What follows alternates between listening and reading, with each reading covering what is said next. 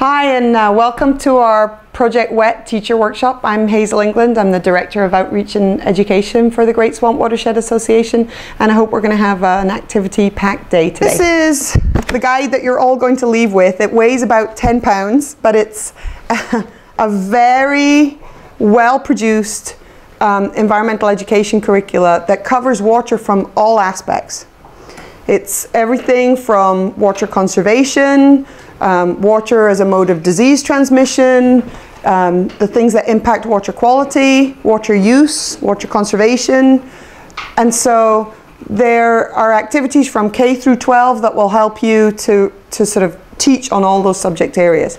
And what we'll do is we'll sample activities throughout the book that cover those different topic areas. So what I'd like you to do is, in 18 words or less,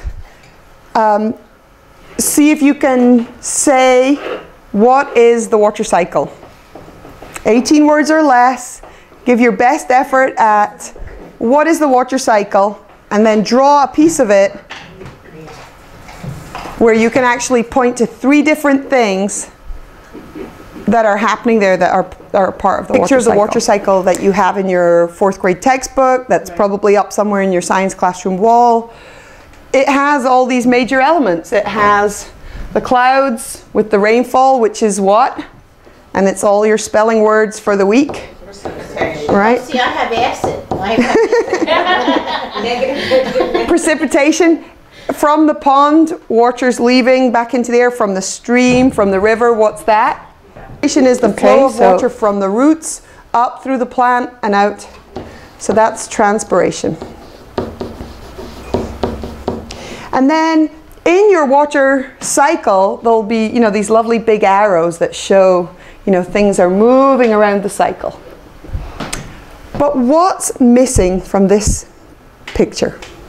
What things in life, when you look out the window here, the water cycle's taking place outside our window.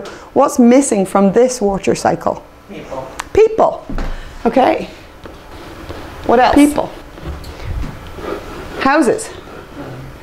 Okay, the roads that cross over the river and have cars. The animals that are in the stream. Sorry, that's a very sad looking fish. Groundwater, recharge to groundwater. Areas where there's blacktop, where there is no recharge to groundwater.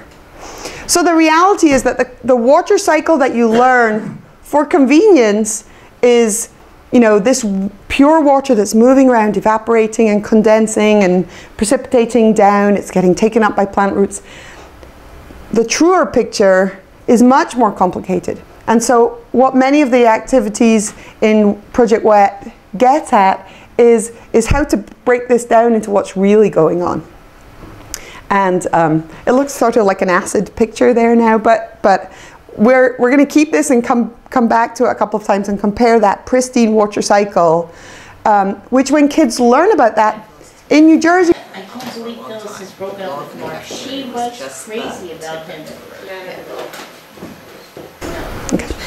So here's an activity that gets you thinking about language and how it relates to water. Which of those were literal and which of those were figurative? Could you have kids break them up into those groups? Are you madder than a wet hen? Are you literally madder than a wet hen? You might be. It depends what happens to you, right? Desert.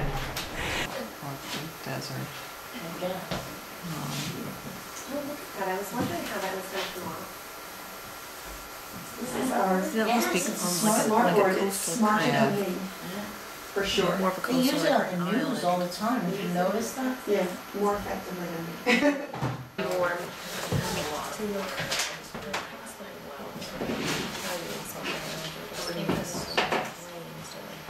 There's got to be a rainy season and dry season like the Philippines or something. Right. Costa Rica. Figuring out what region they might come from based on some of the clues. The clues in the question, like you always on the quiz show. So what about region A? What are some of the quotes from there? Arctic? More Arctic words. How the demands on that treatment plant, you know, maybe it's the treatment plant in Patterson. You know, how do the demands on that treatment plant change with time?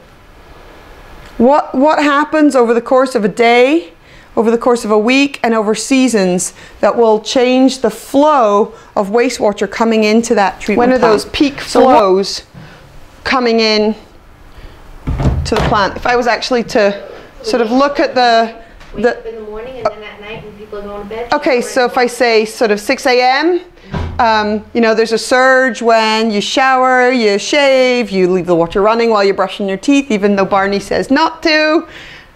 So there's a peak. Maybe, you know, by noon, it evens out a little bit. Maybe a little spike middle of the day for lunchtime use. So this is noon. And then what happens afternoon into evening? Dinner time. Okay, so dinner time spike, the washing, the laundry, okay. Right. So it's maybe 6 p.m. Another spike before bedtime, right? Yeah. And then maybe lower overnight. So that might be something through a 24-hour period, okay? Every wastewater treatment plant will have some level at which it can receive water, and it's purely math. It's based on the diameter of the pipes. You know, if it's a 2-foot diameter pipe, water can only enter at a certain rate, okay?